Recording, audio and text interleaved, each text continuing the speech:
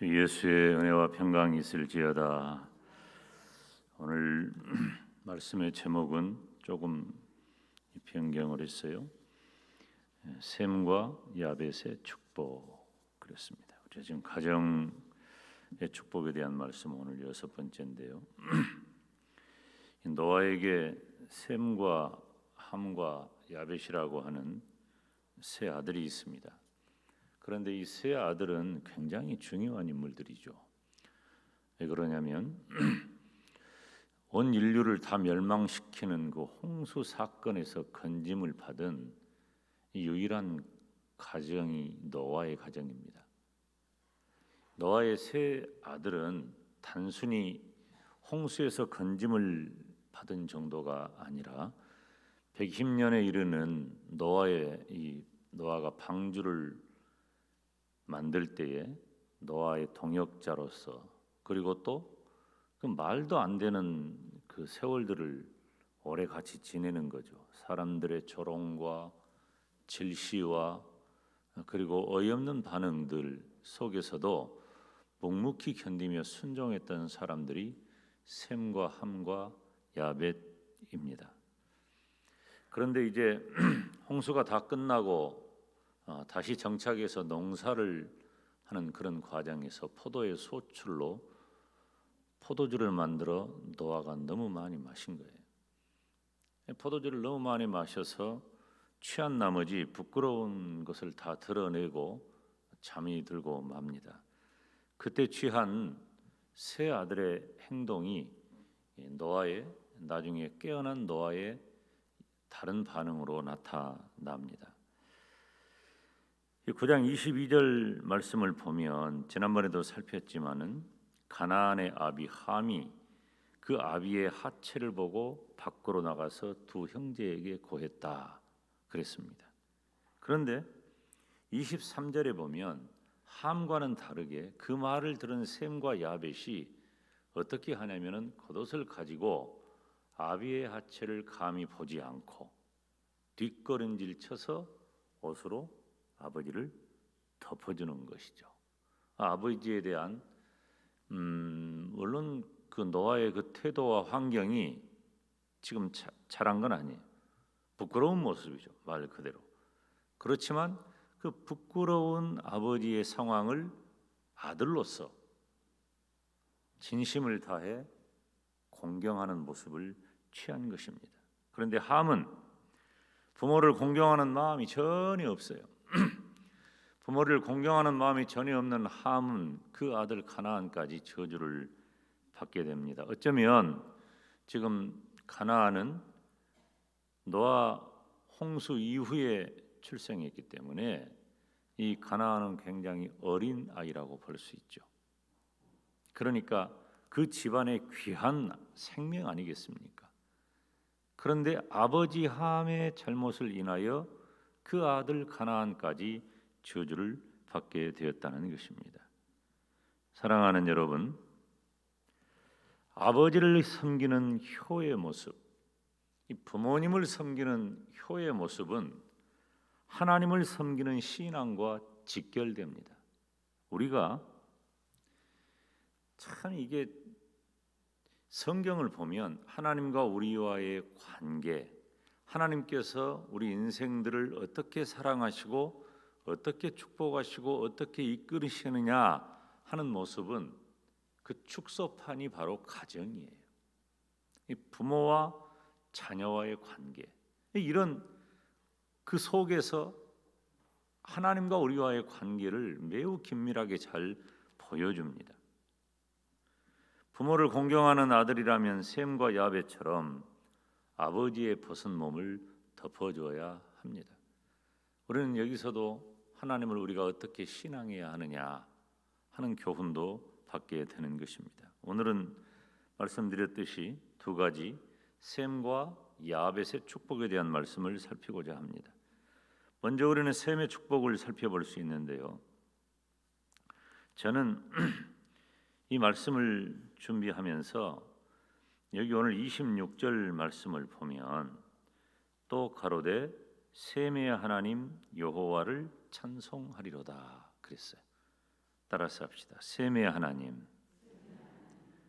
자, 셈은 노아의 장남이죠. 그런데 노아가 그 장남 셈을 축복하는데 또 가로되 셈의 하나님 여호와를 찬송하리로다. 셈의 하나님이라 그랬어요. 성경에서 누구누구의 하나님 이렇게 특정한 사람의 하나님으로 언급된 것은 셈이 처음입니다. 우리가 아브라함의 하나님, 이삭의 하나님, 야곱의 하나님 뭐 이런 특정한 인물들을 들어서 누구누구의 하나님이라고 우리들도 그러잖아요. 우리 이름 부르면서 누구의 하나님, 뭐 저는 청년 때도 그런 기도 많이 해요. 나의 하나님, 나의 하나님. 그런 고백들 우리들이 많이 하고 그랬는데 여기 보니까 누구누구의 하나님이라고 특정한 인물을 처음 언급해요. 굉장한 영광이죠. 셈의 하나님. 정말 귀하고 특수한 일입니다. 히브리 율법에 보면 이 하늘에 속한 신령한 축복에 대해서 이 얘기를 하고자 할 때에 하나님과 연관을 짓는 거예요. 이를테면 너무나도 멋지고 좋은 것을 봤다 그러면은 여호와의 동산과도 같다 그런 표현을 하잖아요. 그런 것처럼 하나님과 연관을 하는 것이죠. 셈의 하나님 얼마나 가슴 뛰는 말입니까? 하나님께서 친히 그의 하나님이 되셔서 주인이 되시고 셈의 삶을 풍족하게 채우실 것을 의미하는 것입니다. 제가 늘 그 마음속에 우리 성도들에게도 그런 성경을 소개하고 또 저도 늘 마음에 새기는 말씀이 뭐냐면은 나는 내 하나님이 되고 너는 내 백성이 되리라. 참, 우리가 성경에 보면은요 이런 몇 가지 어법들이 있어요. 나는 내 하나님이 되고 너는 내 백성이 되리라. 나는 내 아버지가 되고 너는 내 아들이 되리라. 나는 너의 신랑이 되고 너는 나의 신부가 되리라. 나는 너의 목자가 되고 너는 나의 양이 되리라. 다 이런 구도란 말이에요. 그런데 나는 내 하나님이 되고 너는 내 백성이 되리라.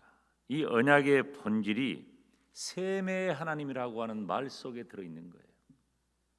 셈이 받은 그 축복의 내용은 굉장히 영적이고 신앙적인 것입니다.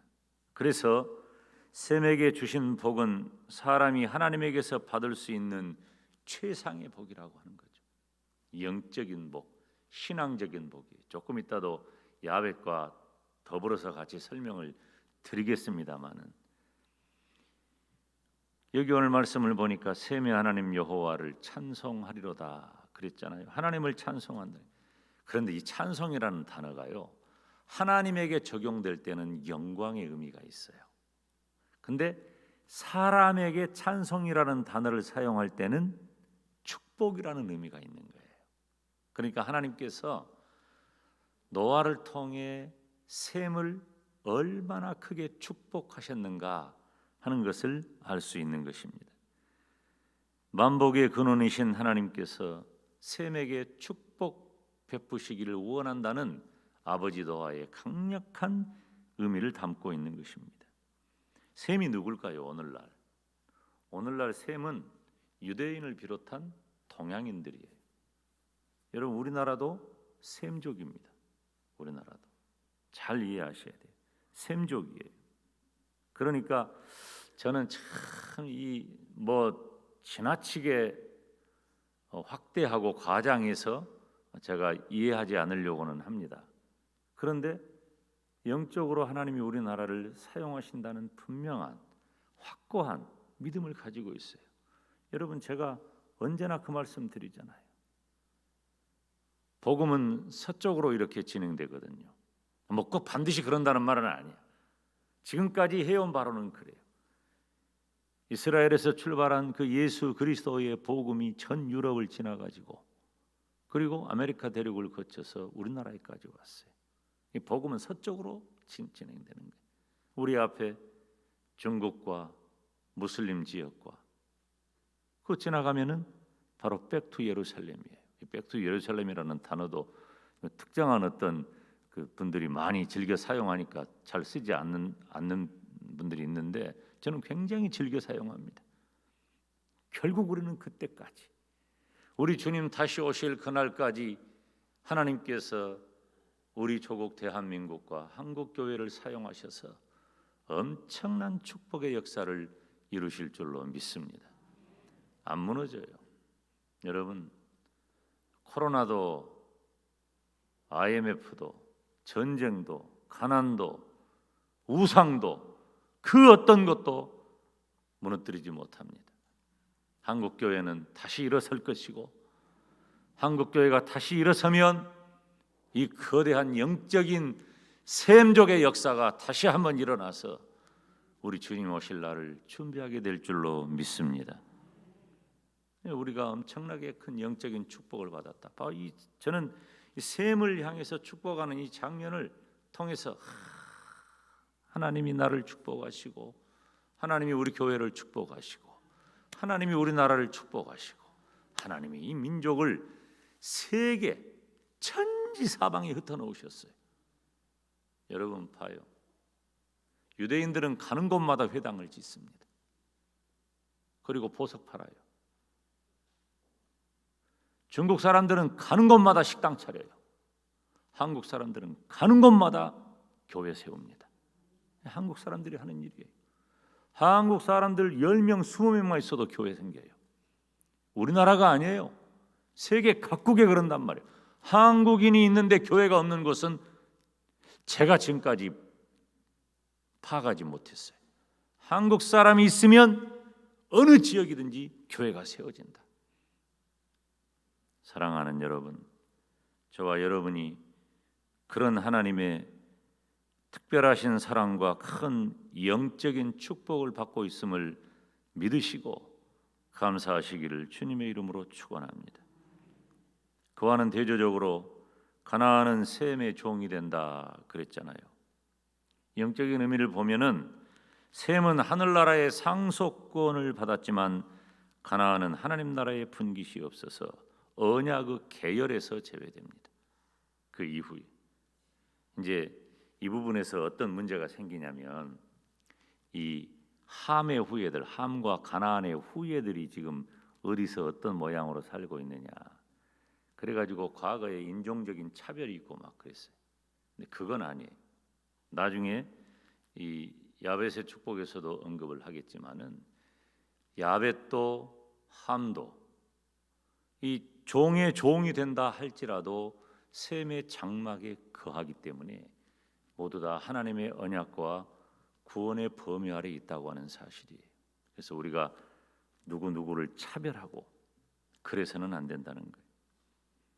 셈의 하나님이 되신다. 저와 여러분이 뜨거운 가슴을 안고 나의 하나님 여호와를 찬송하는 복된 은혜가 있기를 주님의 이름으로 축원합니다. 그러니까 부모님에 대한 내 태도가 눈에 보이지 않는 하나님에 대한 태도예요. 마지막에 가서 다시 언급할 거예요. 두 번째로 야벳의 축복이에요. 오늘 27절 말씀을 보면 하나님이 야벳을 창대케 하사 셈의 장막에 거하게 하시고 가나안은 그의 종이 되기를 원하노라. 야벳을 창대케 하사 그랬어요. 창대하게 하신다 그랬단 말이에요. 창대케 한다는 이 문자적인 의미는 야벳에게 넓은 공간을 준다는 그런 말이에요. 이 야벳이라는 말의 의미도 넓혀 주소서라는 뜻이에요. 넓다는 의미죠.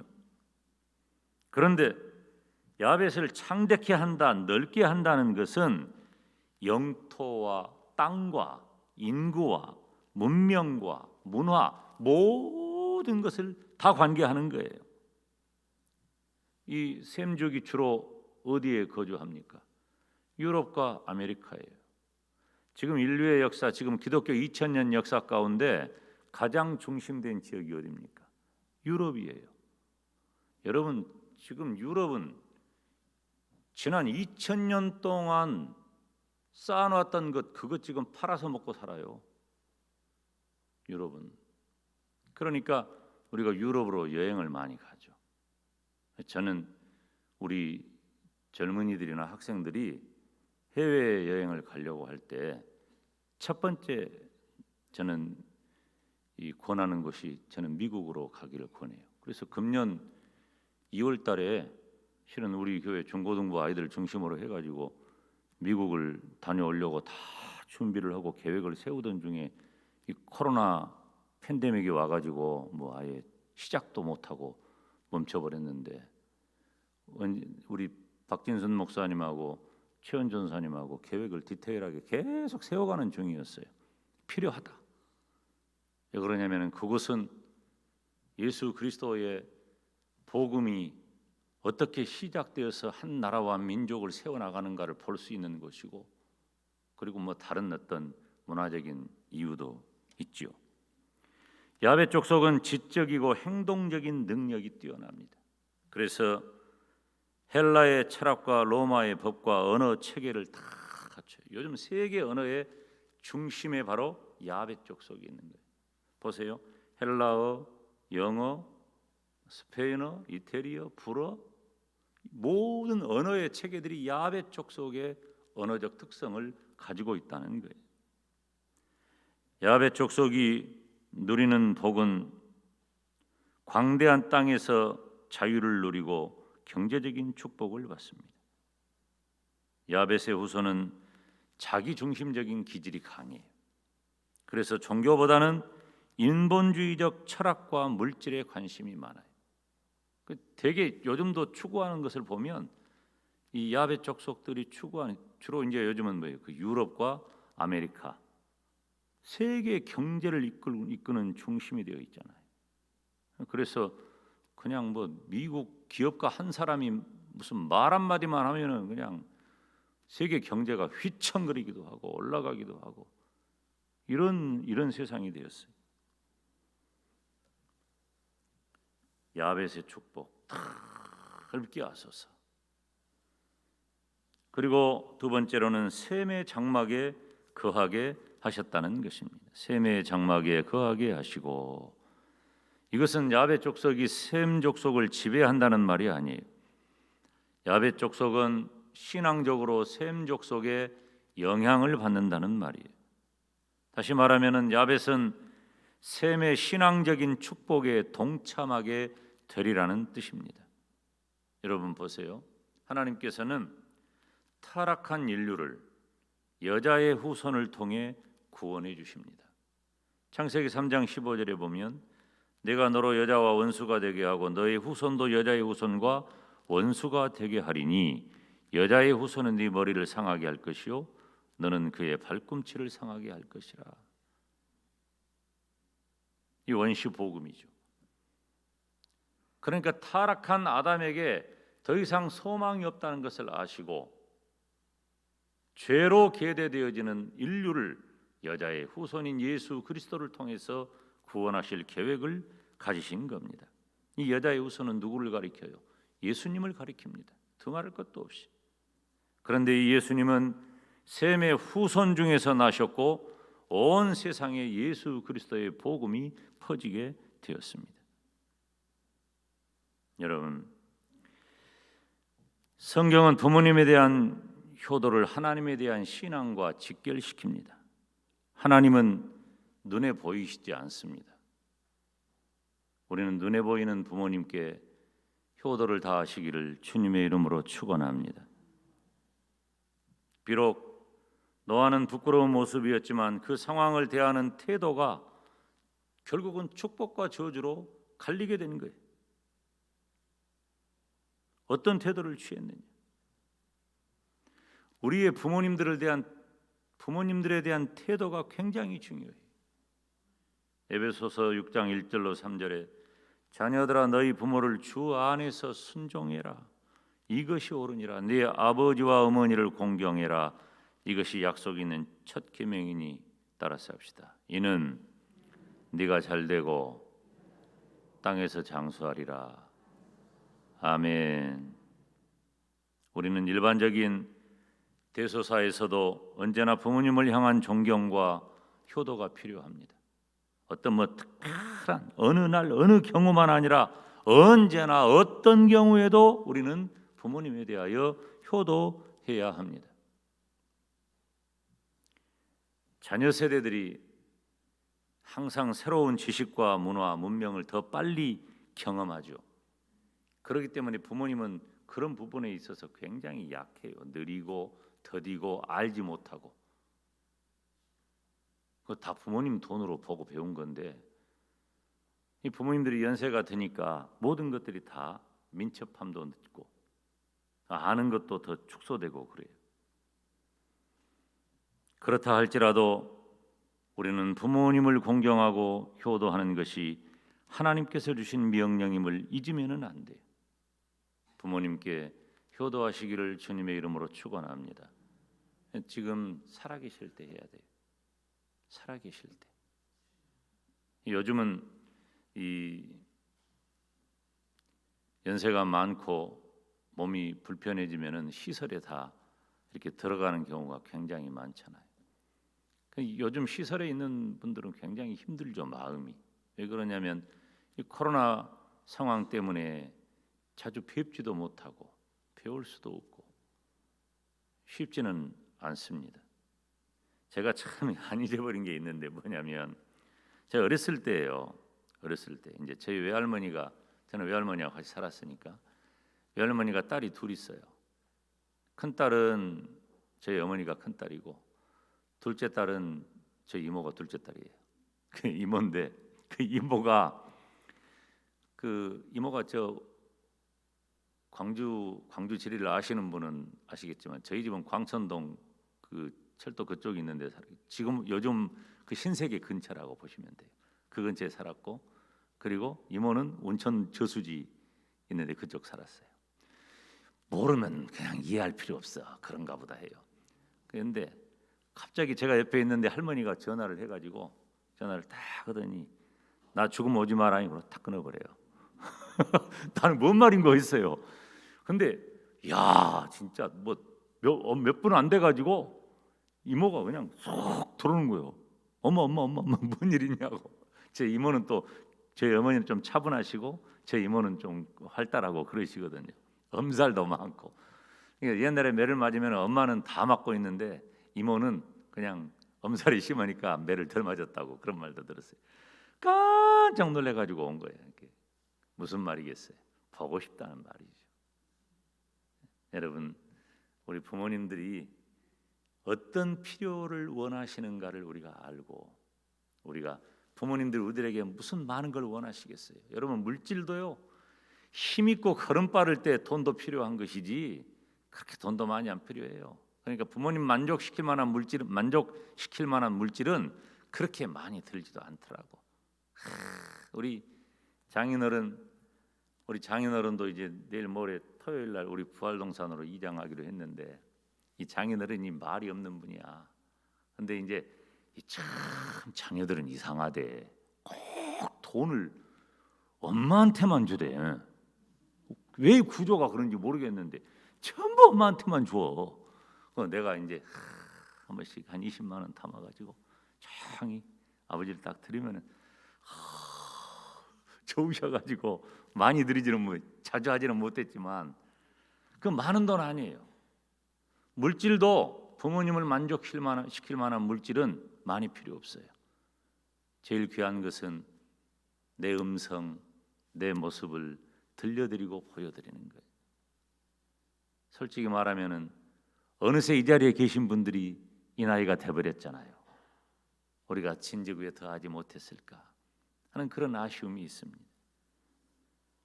사랑하는 여러분, 우리는 함과 가나안처럼 축복의 자리에서 제외되면 안 됩니다. 셈과 야베처럼 저주를 이기고 축복의 사람, 축복의 가문을 이루시기를 바랍니다.